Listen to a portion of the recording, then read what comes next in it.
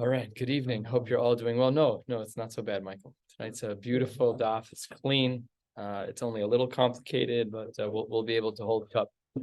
Today we're learning Maseches Kiddushin Daf Ayin Tes, and we are starting at the bottom of Ayin Ches Amud Beis at a new Mishnah. So let's get started with this case. And it goes kind of like this. The Gemara says 4 lines from the bottom on Ayin Ches Amud Beis. A man, let's say Chaim has a daughter Chana, and he's wants to marry her off. She's of age, she's 11, and it's time. And he hires a shliach, or he appoints a shliach to be able to be mekadesh on her behalf.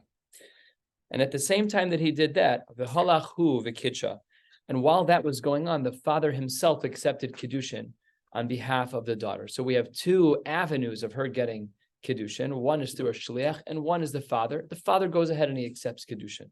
So it says the Gemara, Im shelo kadmo kiddushav Kiddushin. If the father's Kiddushin was chal first, then good to go, then there's Kiddushin. V'im lab, and if not, if the shliach's was first, then, I should say, not v'im lab, v'im shel shlucho kadmo, if the shliach's Kiddushin was accepted first, then kiddushav Kiddushin. Basically, first come, first serve. So if the shliach got Kiddushin first, then she's married to the man that the shliach found, and if it's the father, then it's the father. Just first come, first serve. Very simple. Why isn't that Pasha? What's the Kiddushin? Well, you gotta wait till you get to the Gemara, but yeah. Once the father is taking reins in his own hands, it's almost like getting rid of the shliach. Right. So Why did he take a shliach? The Gemara doesn't say what Stan is saying, but that's a halachic consideration, is that maybe the father, if he accepted Kiddushin after he appointed a shliach, it undermines the shlichus. Shlichus is done now. And perhaps that's a 0. Because after he appointed a shliach, he said, no, I found Mr. Right, he's in yeshiva, and hareya, they'll do the whole marriage ceremony, or the Kiddushin at least. Nevertheless, the Gemara says that would be the case. It is fairly pashut under the circumstances, but there are iterations of this that could be complicated. V'im eno yadua. Let's say we don't know which one happened first. So then what happens? Top of Ayin Tes Amud Aleph, then halacha l'maisa shnehem nosnin get, because we don't know, but we don't know what happened. We don't know who she's married to. And a woman, while a man can be married to 2 women, a woman cannot be married to 2 men, and therefore both men would have to supply her with a divorce. However, v'im ratzu, if there was a particular affinity to one of the men, then echad nosein get ve'echad kones. One of the men can decide to give a get. The second one will do another Kiddushin, and then she'll actually be married to one of those men. Is that only if they happen at the same time? It's in a case of ein yadua, when we don't know which Kiddushin took place first. The Kiddushin that the shliach facilitated, or the Kiddushin that the father facilitated. Pashut, it's 2 different men, for sure. No, but that's interesting because it's 2 different men. What he's saying is true, but why isn't it that she has to get divorced from both, since we don't know? And since Aisha is a pretty big deal, Mm-hmm. why doesn't she get divorced and then just remarry who's the other one that she wants? Well, that's an option. He's saying it should be a requirement, not just an option. If in fact we don't know who she's married to, and it's 50-50, so then there should be a double divorce followed by Kiddushin. Yeah, that shouldn't matter here.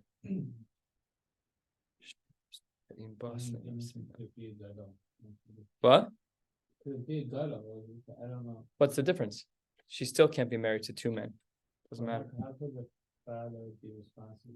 No, she's not a bogeres. When she becomes, we're going to discuss at length today. When a girl becomes the gadol isn't the right language, because if she's 12, between 12 and 12 and 6 months, the father can still marry her off. It's only when she becomes a bogeres. That's a line in the sand. She's for sure younger than that in our Mishnah. That's pashut, because otherwise the father has no say in the matter. Your question's good. I didn't look into it. I thought about it a little bit while I was learning. I do presume that there's still a double divorce taking place, followed by a Kiddushin back to the original. That was what I thought, but your question's good. Yeah. Because it's such a big. Get will clear one day off for sure. Right, and a reset. I mean, that's basically what it is. It's a reset.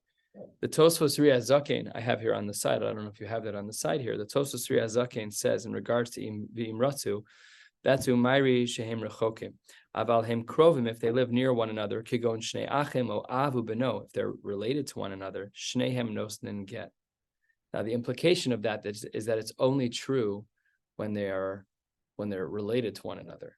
But what's implied from the Tosfos Ri HaZaken, and this is difficult because to your question, is that let's say it's Ruvain and Chaim, and they're not related to one another.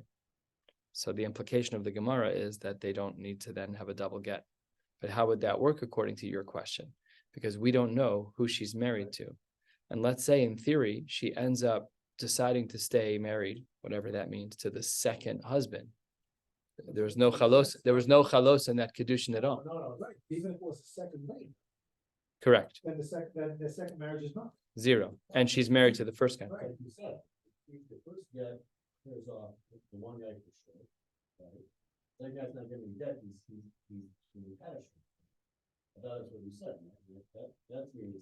So you're answering now. Here's what Stan's saying. We have this case of Ein Yadua. Wow, we're getting really tripped up on this. It's okay. It's good to talk and learning. And whatever I have until Alos Shachar. I don't know what you guys have to do, so it's fine.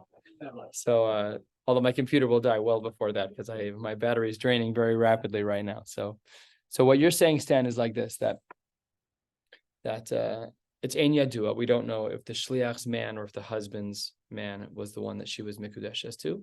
Now, v'imratzu, if she and one of the men do want to stay married, then what happens is that echad nosein get, the echad kones. So we don't know which man she wants to marry. But let's just talk out the iterations. If really she's marrying the first man, that's really her husband anyways, then the other guy gets the get, no problem. If really she's married to the second guy, She can't be married to the second guy. no, right, manavshach. No matter how it would work out, the get will suffice. So that's what the Tosfos Ri HaZaken is highlighting. This distinction is that when it comes to siblings, we have an extra layer of concern, and therefore we need a double get. But that's why we don't need both, because the get will. That's what you thought I was saying. I wasn't meaning to say, but it's what you're saying, and that is that the get will solve that problem one way or the other. Either it's required and it's there, or it's not required, one way or the other. Okay, all of this is in regards to a father who appoints a shliach and then he jumps the gun for the Kiddushin. The Mishnah then adds on the top of Ayin Tesem Aleph V'chein Ha'isha shenasna reshus l'shlucha l'kacha. Let's talk similarly about a woman herself. A woman appoints a man to be a shliach to accept Kiddushin for her. Meanwhile, she must be older. V'halcha v'kitchas atzma. She then finds the man herself and says, "Hey, propose to me." She's the assertive type. She says to him, "We're going to be a great couple. Let's get married." And he says, she says to him, "Go buy a ring and propose to me. We're going to get married." And so here too, what should be the halacha? Is it going to be the same as the Resha, where the father appointed a shliach, or no? So the Mishnah says, spot on. It's exactly the same. Im shala kadmo, if the Kiddushin that she, the wife herself, the girl herself put forth came first, then Kiddushin HaKiddushin. But if the Kiddushin of the Shliach panned out first, then Kiddush of Kiddushin, then that of the Shliach, then that husband that the Shliach picked out will be the one that's right. And similarly as well, if we actually don't know who was first, same rules. Shneim nosnin laget, v'imratzu echad nosnin laget ve'echad konis. The Gemara jumps in with the most obvious question. We just had two halves of the Mishnah. The first half of the Mishnah was talking about a father appointing a shliach and then the father jumping the gun and marrying her off. The second half of the Mishnah is the daughter appointing a shliach and then the daughter jumping the gun and facilitating the Kiddushin. Why do we need both cases? Should be obvious. Good. Just say one and we'll know the other. Says the Gemara Vitzricha. We actually do need both.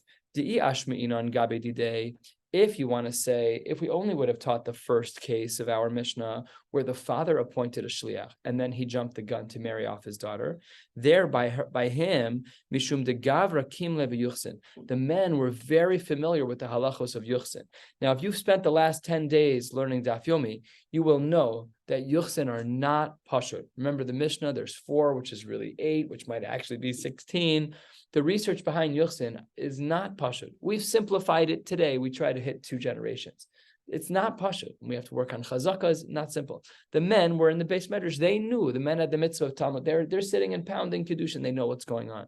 Aval itza, but when it comes to a woman, we might have thought to lokim leba yochsin. She's not holding cup in all the halachos of yochsin. Ema lone havu kiddushin. We might have thought that her Kiddushin is a zero. Only the man's Kiddushin could be chal because she simply doesn't know enough about yichus. And that's why we needed to have the second half of the Mishnah speaking about a woman selecting a shliach.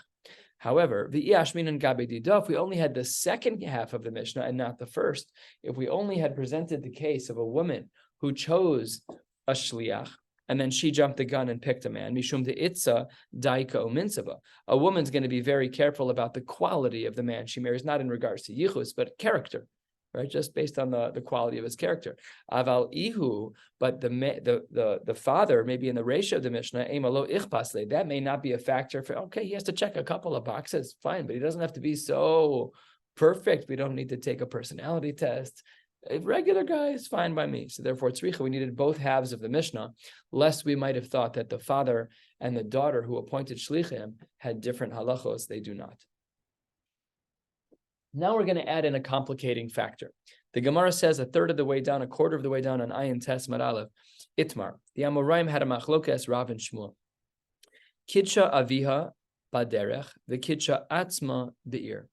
The father was Mekadesh, his daughter, out of town, and at the same time that the father was out of town, the daughter in town picked a man and he proposed. Hareat mekudesh esli. And here's the complicating factor: the harehi bogeras. And now she's a bogeres. As we've learned earlier in this Masechta, the status of a child works like this, of a girl. Up until the age of 12, a girl is a ketana. By the age of 12, she is a nara up until 12 and 6 months. By the age of 12 and 6 months, she's a bogeres. When she hits the stage of bogeres, the father has zero capacity to marry off his daughter anymore. She is on her own. My daughter just celebrated her bas mitzvah, and in about 5 months, she will have capacity only to marry herself off. I have no say in the matter. Shlichus has its own shaila. The Gemara did debate whether or not a child would ever appoint their father a shliach, but Ladina, it works. Correct.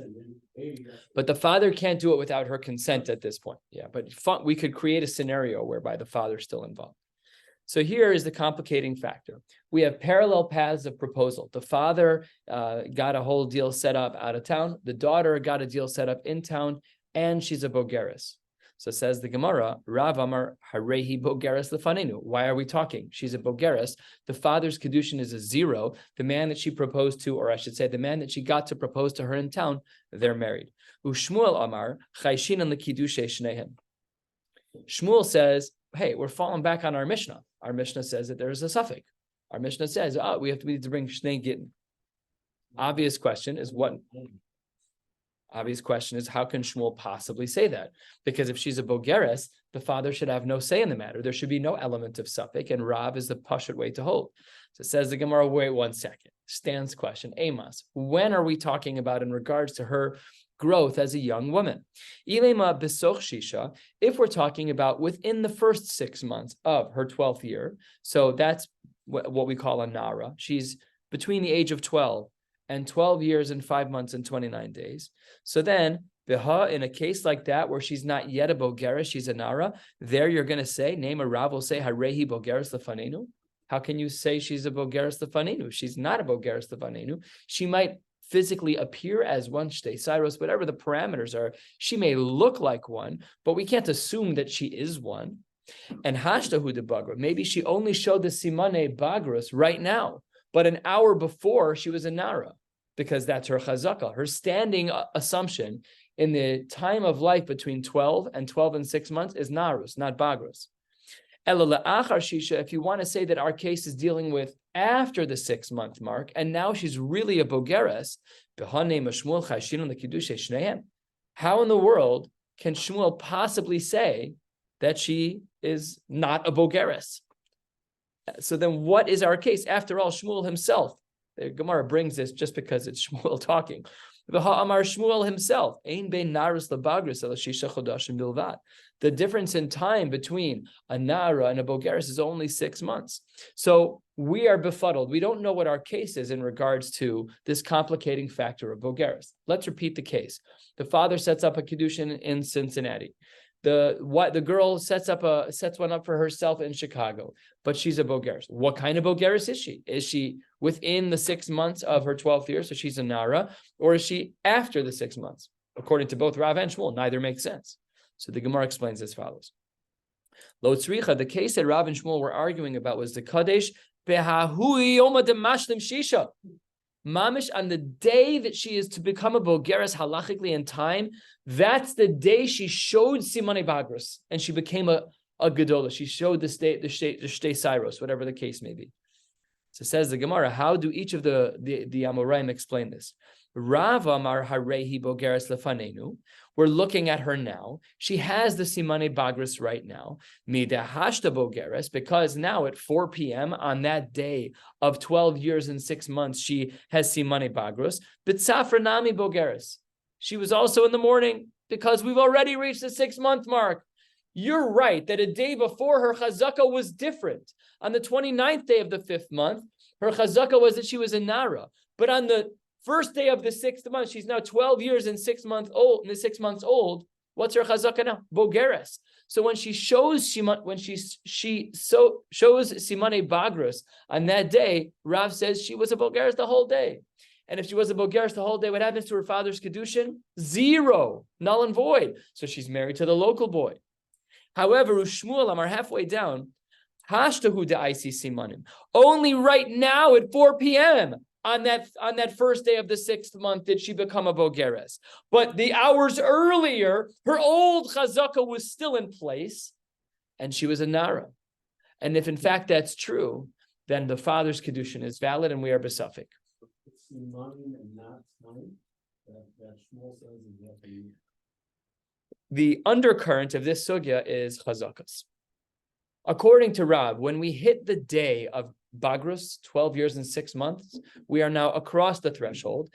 And whether or not she showed Bagrus at 4 p.m. or 9 a.m., we don't care. Halachically. Shmuel is saying, wait, we have time of chazaka up until that point, which is a chazaka of Na'arus, 12 years and up until 12 years ago. And this day is a transitional day. On that day itself, it's not, we have to complete that day. So there's a shtickle machlokes between Rav and Shmuel. How do we view that day? Do we look at it like Rav, that the chazaka now changed from Narus to Bagrus, and therefore 4 p.m. or 9 a.m., it doesn't matter. She's a bokeres. Father's Kiddushin's a 0. Or do we say like Shmuel, this transitional day is a little bit different, and her chazaka is through this day. So when I see that she became a bokeres at 4 p.m., it's not stronger than her chazaka from the last 6 months, which is Narus, and therefore at 9 a.m. we assume that she was a Nara. Yeah, it's all about the power of chazaka against the mitzias of Simane Bagrus.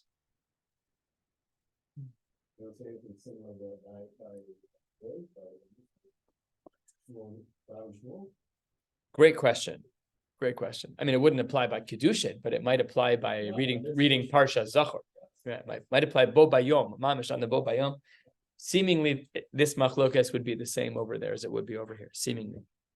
Now the Gemara is going to ask from two different sugyas against Shmuel's Shita. Let's review Shmuel's Shita, which is super unique. Shmuel had the case. Father set up a proposal in Cincinnati. Daughter set up a proposal here in Chicago. And it was the 12th year and 6th month punk on that day, her Bo Bayom of becoming a Bogeres. So Rav says she's a Bogeres L'chol Davar, and the father's Kiddushin is a 0. Shmuel says, all we know is that at 5 p.m., whatever, right before Shkia, at 5 p.m., she was a Bogeres. But because her standing chazaka of Narus has been going on for 6 months, we assume that at 9 a.m., she was still a Nara. So moment of is different than the moment before.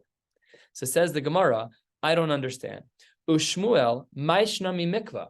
How will Shmuel take his shita from over here by Bogeres and apply it and compare it to the world of mikvah? Titnan, the Mishnah writes, mikvah shenimdad v'nimsa chaser. Let's say today's October the 30th. I am the mikvah guy, and I go check on the Kalim mikvah to make sure that it's filled. And when I get there, I see the measuring line, and it's 39.9 sa. That's not good. What does the Mishnah say? Kol taharo shenasu al gabav lemafreya, bein birshus hayochid, bein birshus harabim tmeos. This is not good. By the way, here we're talking not about women, although in theory we could be. We're talking about kalim. And the reason we know that is because we're talking about Rishus HaYachid versus Rishus HaRabim. When you will see soon, Safek Rishus HaYachid is X, Safek Rishus HaRabim is Y. We've seen that throughout Shas many times. So the Gemara says it doesn't matter, Yachid Rabim, there's no Sveikos over here.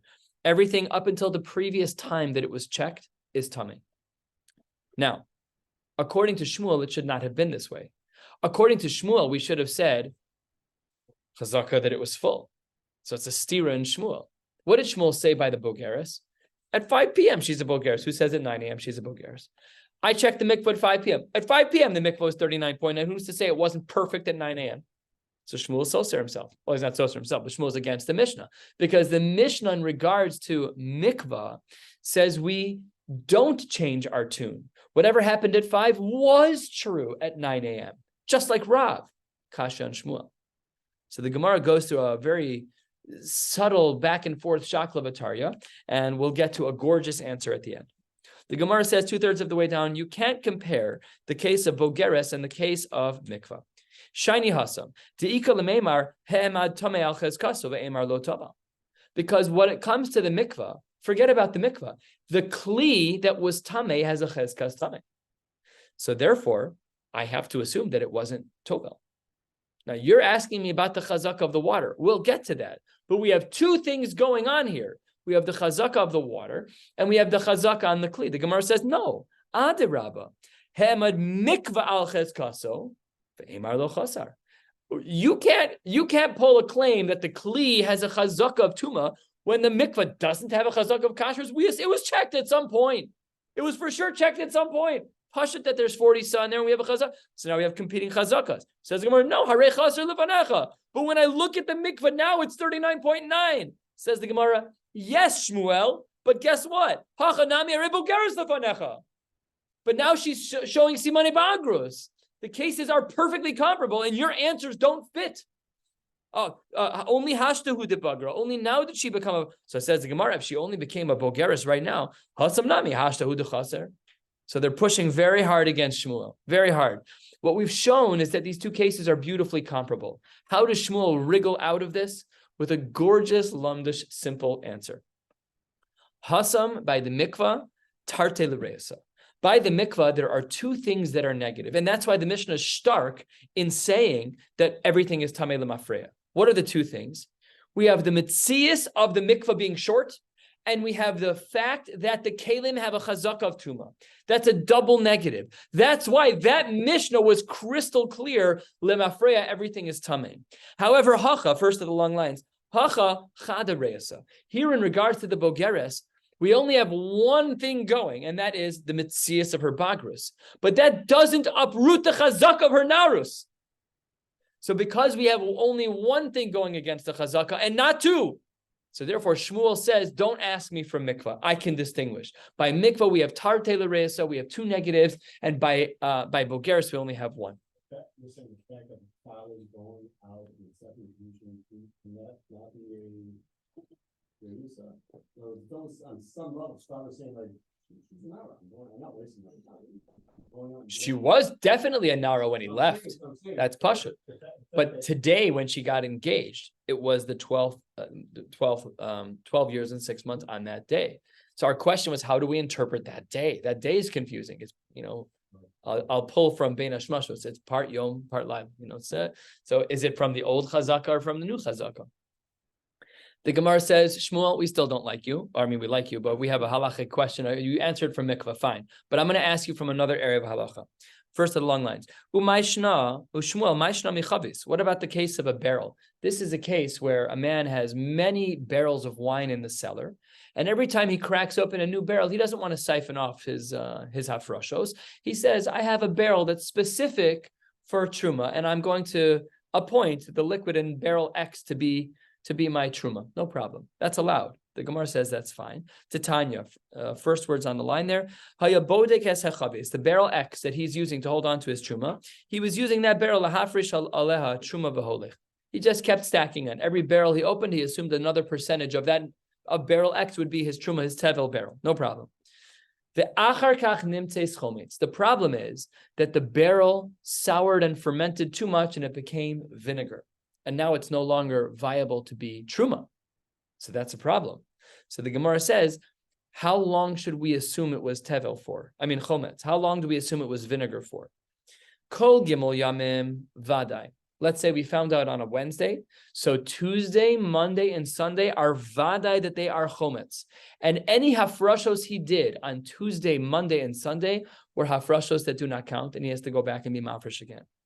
Mikan va'elach safek. But from Saturday, Friday, Thursday, all the week before, safek, we're not sure.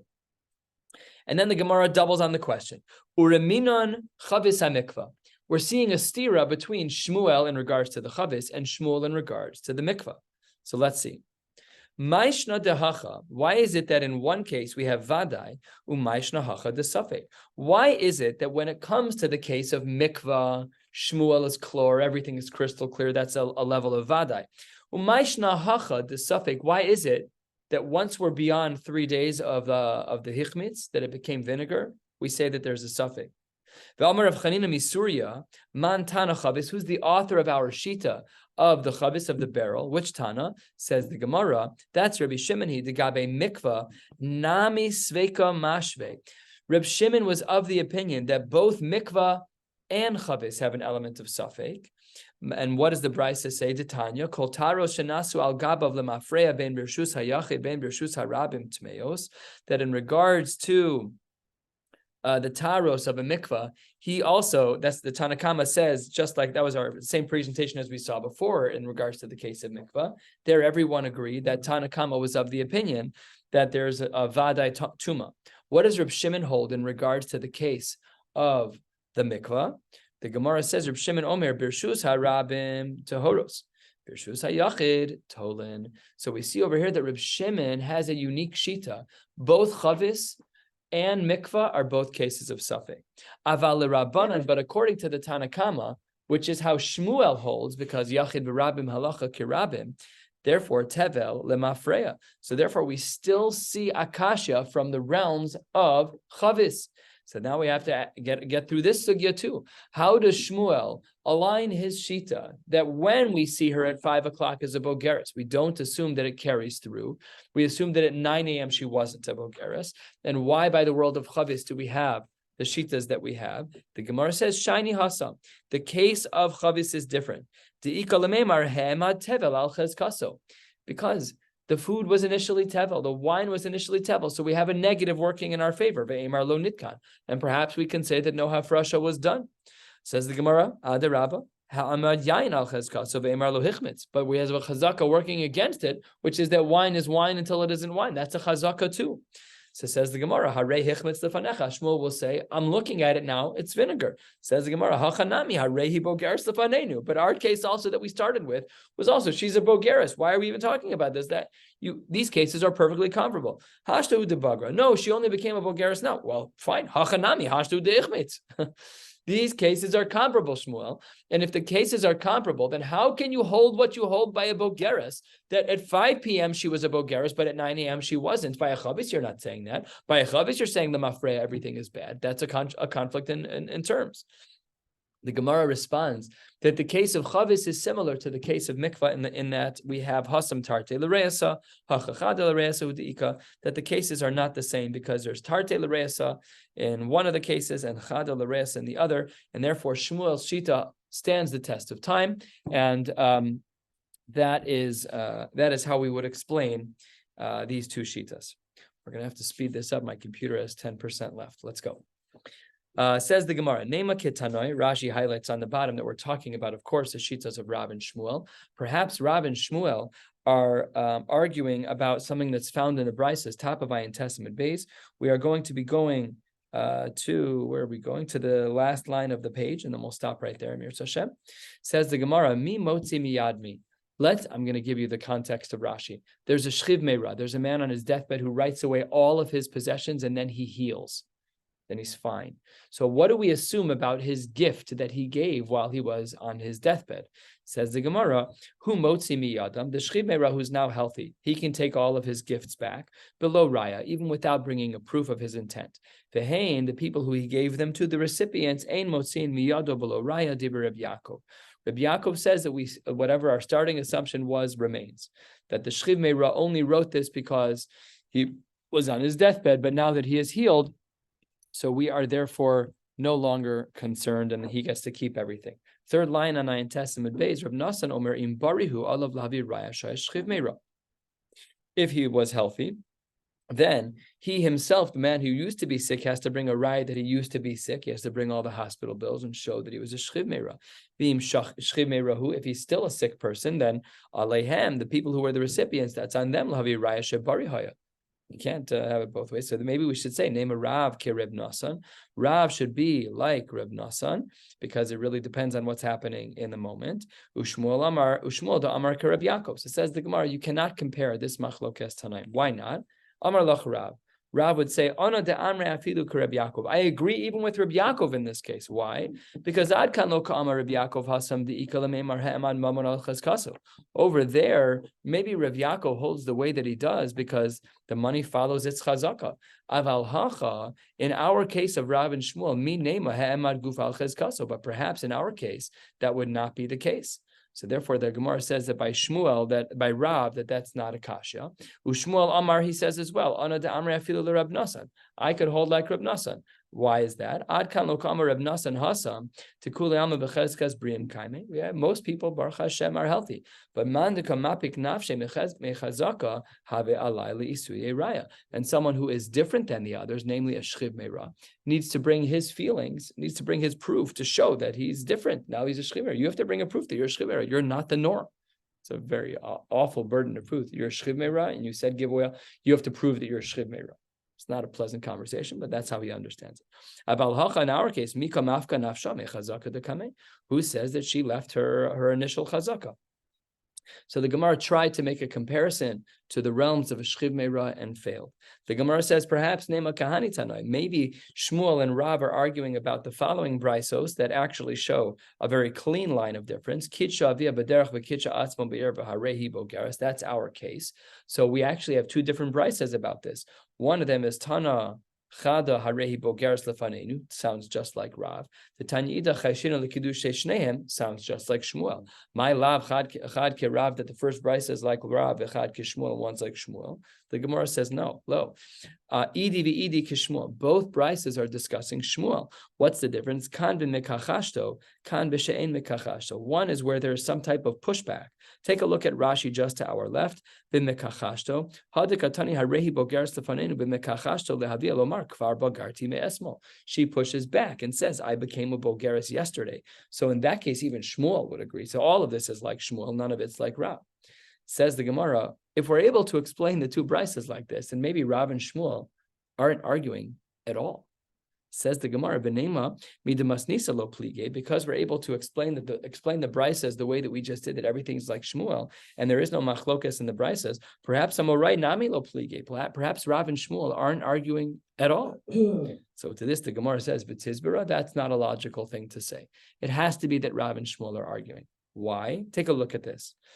Says the Gemara halfway down on Ayin Testament Beis, Harav Yosef bered Rab Menashe midivil, Avad Uvda Kavase de Rab, the Ikpid Shmuel. There was a case that took place with Rav Yosef bered Rab Menashe midivil, where he paskined like Rav, that the father's Kiddushin was a zero because she's a Bogeres, Hare Bogeres Lefanenu, and Shmuel got upset. What does that show you? Shmuel disagrees with Rav. So even if you could work out the brisas without there being a machlokas Rav and Shmuel, the Maisa Shmuel was upset. We see that he clearly didn't agree with Rav. The Omar, what did Shmuel say as Musar? Kule alma kailele b'kabazuta. All of the great people that he knows, they function as poskim with a kabazuta, with a small measure, meaning with they're very careful with their psakim. They don't paskin wildly. The high midrabanan, this rabbi kailele b'kaba rabbi, he's got big shoulders. He's answering shilas outside of his pay grade. You should not be doing that. So that shows us obviously that there's a machlokas Rav and Shmuel. V'isal kadaitach lo pligi amai kamakbit. If Shmuel doesn't disagree with Rav, then why did he get upset at Rav Yosef? So says the Gemara, I can answer that. There's a good reason why Shmuel would have gotten upset. Dilma ki avad uvda b'mekachashto. Maybe the case was as we saw earlier, as we distinguished in the Brisa b'mekachashto, where the daughter said something. That's why he was upset at the psak, not because of Rav, but because he paskin wrong, because it was a case of mekachashto, and you can't paskin like Rav in a case of mekachashto, where the daughter says, "I was a bogeres yesterday." Even Rav wouldn't have said that. It's not a machlokas Rav and Shmuel potentially. So the Gemara actually concludes that maybe Shmuel wasn't really upset at him because of Rav. Maybe stop. Maybe he was upset because the guy paskined incorrectly. Lemaisa, how do we paskin? Amar le Mar Zutra le Rav Ashi hachi Amar Amei Mar Hilchasa Kavas Hidish Shmuel. Mar Zutra says we paskin like Shmuel. But Rav Ashi himself says Amar Hilchasa Kavase de Rav. Hilchasa Kavase de Rav. When a woman is 12, when a young girl, she's not barely a woman, when she's 12 years and 6 months old on the day, and both her father and herself get her married on the same day, her father is a 0. On 12 years, the bo bayom is done.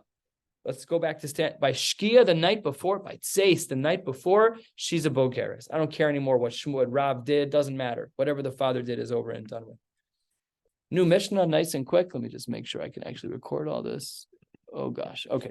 It says the Gemara Masnisin Misha Yatza Hu ve'ishto leMedina Sayam. A man and his wife go out of town. Ubahu ve'ishto uvanov. And he returns with his wife and their children. Ve'amar, and he says when he gets home, Isha sheyatzas imi leMedina Sayam hare hi zu ve'elu vaneha. Same woman, same wife, same person, and we just had kids along the way. You go on vacation for 6 months, you go on sabbatical, when you come home, you don't have to bring a raya that that's your wife or they're your kids. We assume that they're your kids. That should be pretty posh. We're going to get to that. Mesa ve'elu vaneha. Well, Rahman al-Latzan, he came back, he said that his wife died overseas, and these are her children. Maybe raya al-habanim, maybe raya al-ha'isha. He has to bring a raya as to who the kids are. We'll see why in the Gemara, but he doesn't have to bring a raya who the wife was. The importance of the wife is in regards to family members of who he can marry down the road. Case 3 in the Mishnah. Isha nasasi b'Medina Sayam. His wife died. He remarried in Medina Sayam. Harei hi zu ve'elu vaneha. This is the wife I married from out of town, and these are her children. Mevi raya al ha'isha ve'in tzarech lahavi raya al habanim. She has to bring a raya only for the wife and not on the kids.